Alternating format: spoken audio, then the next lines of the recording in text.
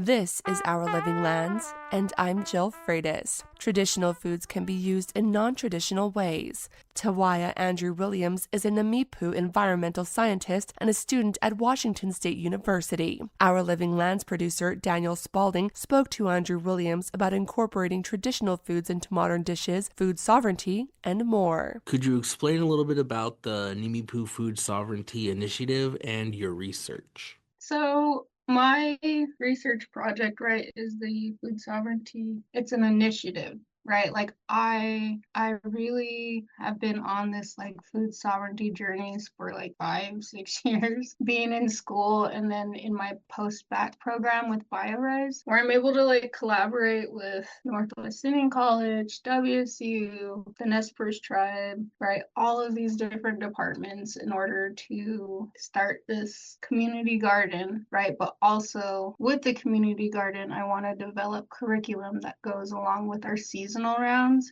Your project blends indigenous knowledge with Western gardening practices. What does it look like to balance traditional teachings with modern agricultural methods in a way that still reflects Nimíipuu cultural values? So definitely digging, gardening shares that same relationship with land, right? We got to put nutrients back in the soil in order to get fruitful traditional foods, but also a fruitful garden. And so just intertwining that traditional knowledge and then this Western knowledge has been so like validating, I guess, as a Native person, because right, we already know this. We already know, we understand our connection to land, but we just never understood like the connection to science. It gets me so excited because I'm so passionate about intertwining and helping people understand like, hey, we already know this. I feel like I was already taught that as a young girl, right? When we were first digging roots and using a tuchus and not a shovel,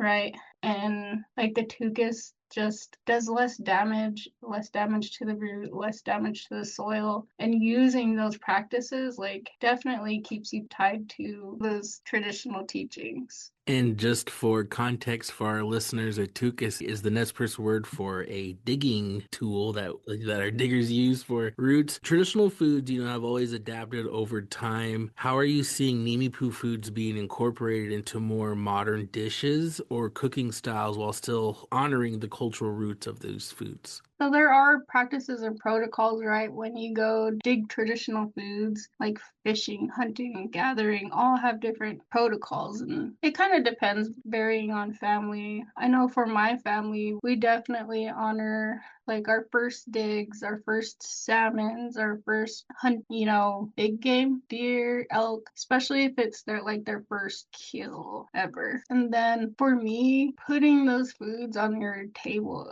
at least once a week. I do tacos with elk meat, with bison, right? Salmon is staple in our household.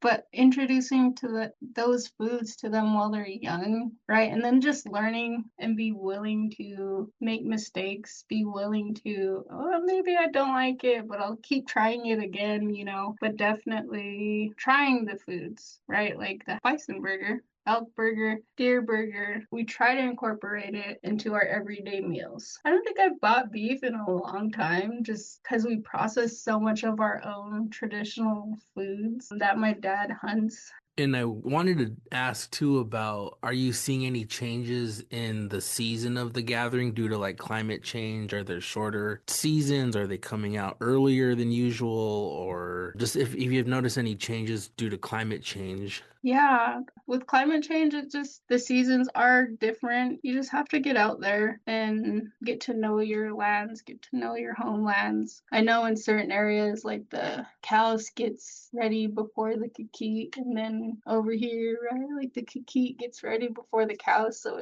it's different from mountain to mountain. I literally just got off the mountain this week, and I found so much cows, so much like just different areas to dig, different plants to forage, and I'm super excited for because I feel like every time I go out, I find myself understanding another plant. Tune in next week for more stories about how climate change affects tribal communities. I'm Jill Freitas for Our Living Lands, a collaboration of Kawanak Broadcast Corporation, Native Public Media, and the Mountain West News Bureau. Native Voice One, the Native American Radio Network.